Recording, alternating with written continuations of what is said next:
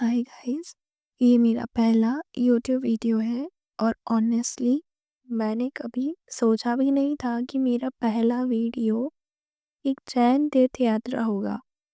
मेरी पहली जैन यात्रा जो इतनी बड़ी और इतनी लंबी होने वाली है, और मेरी पहली ऐसी जर्नी जो सिर्फ ट्रैवल नहीं बल्कि फेथ और सेल्फ बिलीव से जुड़ी हुई होगी। इस वीडियो में मैं सिर्फ जगह नहीं दिखा रही हूँ, बल्कि अपनी पूरी जर्नी एक जैन के नज़रिए से शेयर कर रही हूँ। तो ये कहानी शुरू होती है प्रतापगढ़ से, जहाँ से हमारी यात्रा की पहली शुरुआत हुई।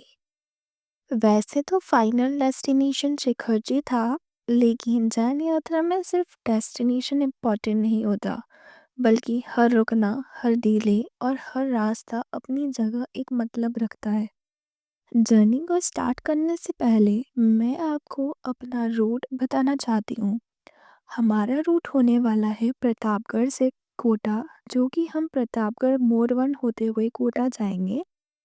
कोटा से हमारी रांची की ट्रेन है।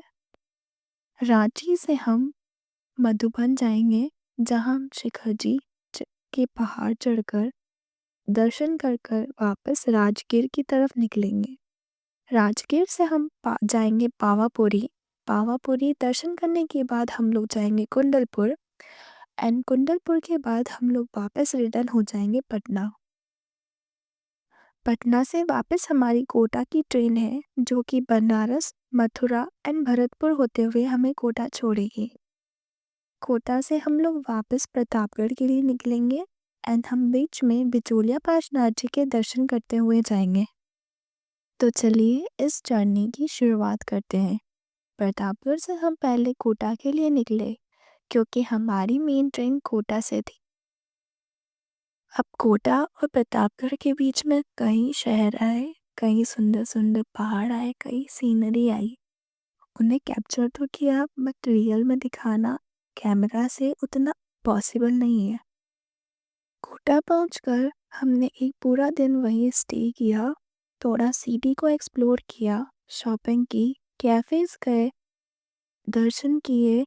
एंड ऑनेस्टली आपके पास अगर टाइम हो तो कोटा को आप अच्छा स्टॉप बना सकते हैं, वरना आप डायरेक्टली भी निकल सकते हैं। कोटा घूमने के हिसाब से काफ़ी अच्छा है। लाइक मैंने वहाँ पे एक भी ऐसा सर्कल नहीं देखा जो नॉर्मल हो। सारे सर्कल इतने सुंदर थे, एंड सिटी तो थी ही सुंदर। हमने जानबूझकर एक दिन यहाँ स्पेंड किया, क्योंकि नेक्स्ट डे का प्लान काफ़ी टाइट होने वाला था। कोटा घूमकर हम वापस घर आकर हमने नेक्स्ट डे की सारी तैयारियां रात में ही कर ली थी। खाना पीना, क्योंकि हम लोग यात्रा में खाना पीना सब कुछ पैक करके ही निकलते हैं, और हमने सारी ज़रूरी चीज़ें पहले से ही रेडी कर कर रख रखी थी, क्योंकि हमें सुबह सिर्फ भगवान का नाम लेकर और सुबह अर्ली मॉर्निंग लाइक 2 बजे से 3 बजे के बीच हमको स्टेशन पहुंचना था। एज़ यूजुअल स्टेशन तो पहुंच गए, बट ट्रेन लेट थी उसके लिए हमको वेट करना था, एंड वहाँ इतनी ठंड थी कि स्टेशन पर हाथ पैर सही से काम तक नहीं कर रहे थे। फाइनली ट्रेन आई और हम लोग सेटल हुए, और यही ट्रेन हमें डायरेक्ट रांची ले जाने वाली थी। बीच में हमने कुछ स्टेट्स कवर किए, जैसे एमपी का upper part, Bihar, UP and Jharkhand. जैसे काफ़ी स्टेट क्रॉस हुए, और रूट इतना लंबा था कि लग रहा था कि जर्नी कब ख़त्म होगी। पर इस दौरान हमने खूब मस्ती की, खूब भक्ति की, एंड खूब अच्छे से एंजॉय करके हम नेक्स्ट डे हम रांची पहुँचे। और यहीं एक और टेस्ट शुरू हुआ, क्योंकि हमारी पहले से ही कार बुक थी, वो कैंसिल हो चुकी थी, और दूसरी कार अरेंज हुई, लेकिन वो भी लेट थी। ट्रेन ऑलरेडी लेट थी, एंड कार भी लेट कर दी, मतलब हमारा शेड्यूल से काफ़ी कुछ बिगड़ चुका था। हमारा जो सेम डे का स्टे था वो मधुबन में होने वाला था, और वो पूरा बिगड़ चुका था। रांची से हमें शिखरजी के बेस टाउन मधुबन जाना था। रांची से मधुबन का डिस्टेंस लगभग 180 टू 200 किलोमीटर का है, और क्योंकि माउंटेन रोड्स है तो उसकी वजह से सफ़र का टाइम थोड़ा लंबा हो गया था। इस वजह से हम मधुबन रात में पहुंच पाए। रात में पहुंचने की वजह से हम लोग को सिटी को एक्सप्लोर भी करना था। हम लोग ने तलेटी का एरिया एक्सप्लोर किया एंड वहीं से हमने रात की सारी सामग्री जो कि हमें सुबह ट्रैवल में हेल्प करेगी पहाड़ चढ़ने में, जैसे कि डंडा, मफलर एंड ग्लव्स। डंडा जो कि बहुत इम्पॉर्टेंट है पूरे चढ़ाई में, वही सबसे ज़्यादा इम्पॉर्टेंट साथ ही रहेगा आपका। एंड सॉक्स, क्योंकि हम लोग पहाड़ पर जूते या चप्पल के साथ नहीं चढ़ते। हमारा स्टे सिद्धायतन में था जो कि तलेटी के एरिया में ही है। सब कुछ मार्केट से खरीदने के बाद हम लोग रूम पर वापस आए। वहाँ पर हमने ऑलमोस्ट 30 to 60 मिनट का नैप लिया एंड उसके बाद हम लोग वापस तैयारी करने लग गए।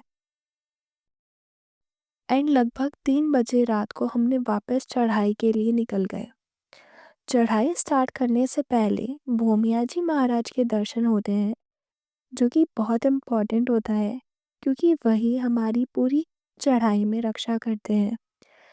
एक चमत्कार जो मेरे साथ हुआ था मैं आपको आने वाले वीडियो में बताऊंगी कि मेरे साथ कैसे चमत्कार हुआ था। और सच बोलूं तो वहीं से मेन परीक्षा शुरू होती है। जैसे जैसे हम आगे बढ़ते गए जंगल घना होता गया, अंधेरा ज़्यादा होता गया और आवाज़ें कम।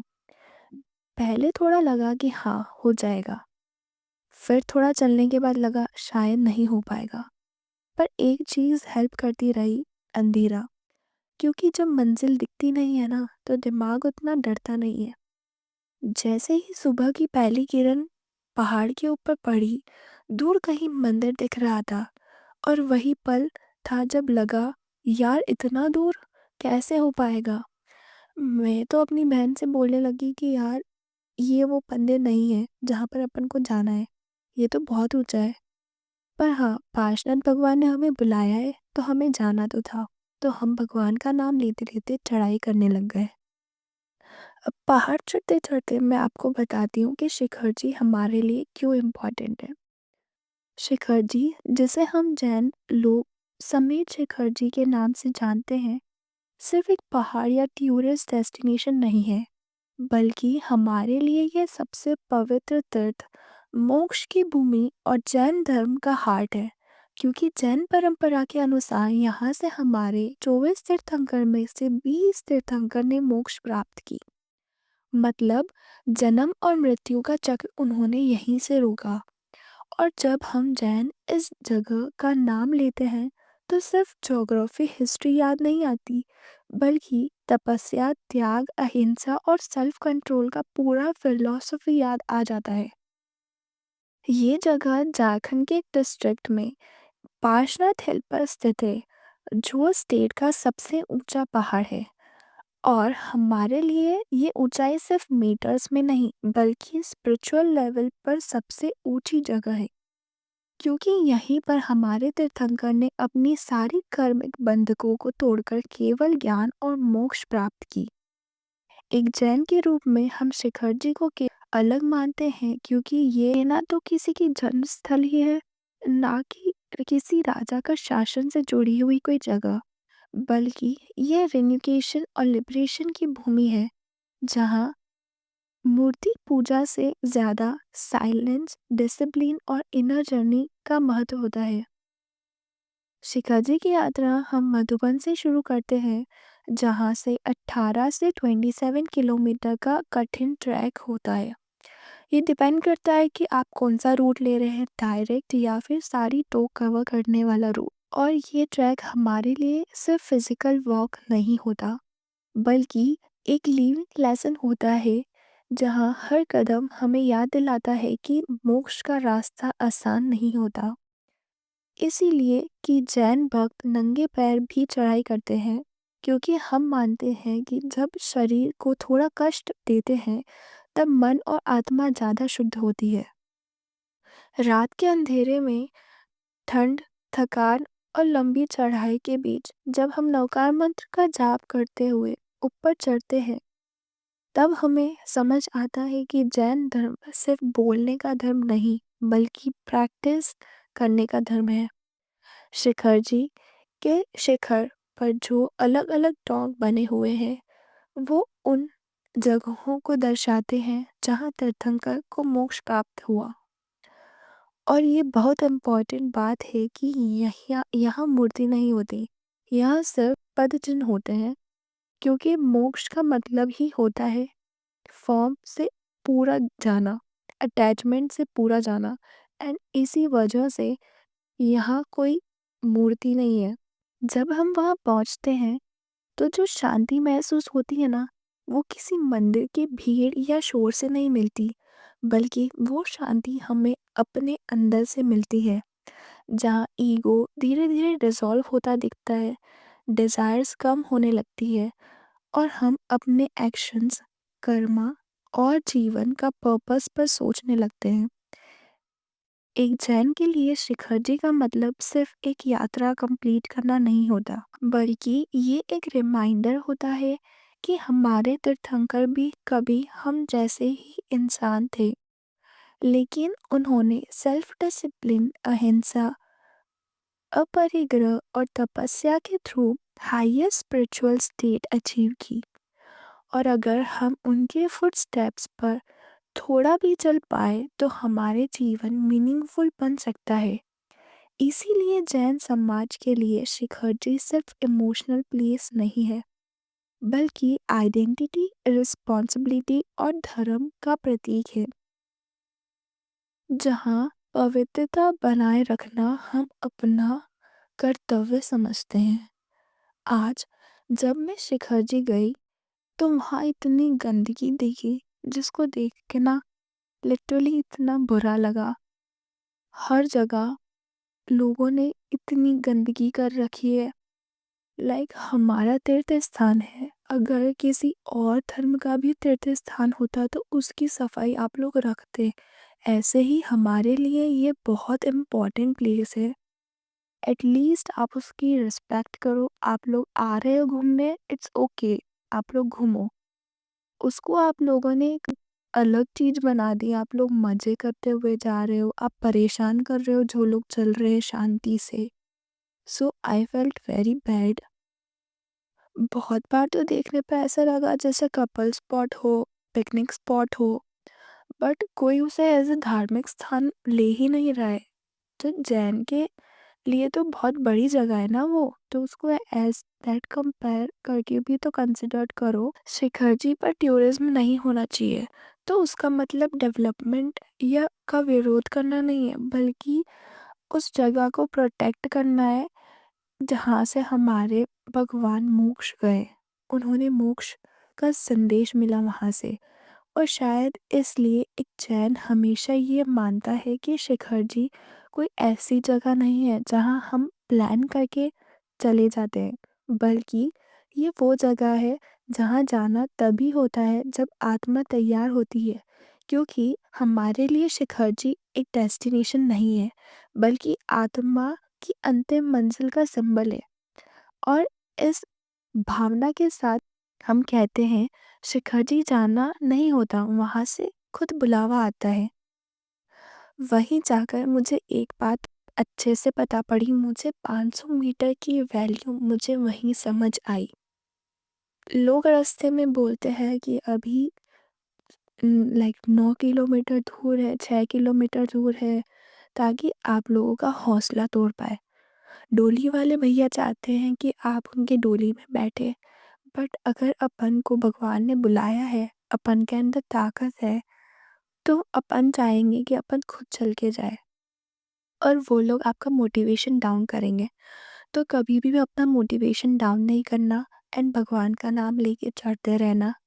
सब आपको तोड़ने की कोशिश करते हैं ताकि आप हार जाओ, पर अगर भगवान ने बुलाया है तो हिम्मत भी वही देंगे। यह सोचकर हम चलते रहे। लगभग 9 किलोमीटर पर पहली टोक आई और वहीं से लगना शुरू हुआ, हाँ सब वर्थ इट है।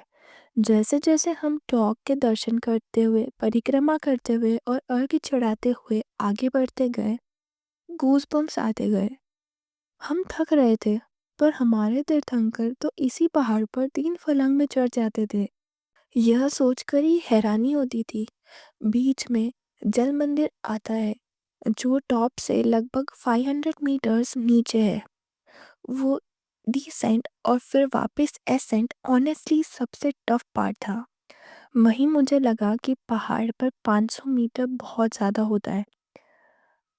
फाइनली हम पार्शनाथ भगवान की टोक की तरफ बढ़े। सबसे ऊंची, सबसे दूर, सबसे पवित्र पीक सेशन था। भीड़ इतनी ज्यादा कि पूछो मत। दर्श धर्म स्थल जैसे पिकनिक स्पॉट बना हुआ था। ये देखकर एक जैन के रूप में तो मुझे बहुत बुरा लगा। लेकिन गंदगी, थूकना, नॉइस, डिसरिस्पेक्ट, ये सब देखकर दिल टूट जाता है। जैसे तैसे हम मंदिर के अंदर पहुंचे और जो शांति मिली वो शब्दों में बयान नहीं की जा सकती है। बस मन करता है वहीं बैठ जाओ। दर्शन करके हम लोग वहाँ बैठे थोड़ी देर एंड फिर वापस से उतराई शुरू की। सच बोलूं तो उतराई चढ़ाई से ज़्यादा मुश्किल थी। हम लोग मस्ती मस्ती में बहुत जल्दी भाग भाग के उतरने लग गए। पर फिर टाइम आया कि हम लोग का घुटना ऐसा हो गया कि बाहर ही निकल जाएगा, इतना दर्द होने लगा था। और ऊपर से अंधेरा भी होने लगा था और मैं और मेरी बहन हम दोनों साथ थे और बाकी परिवार वाले अलग थे।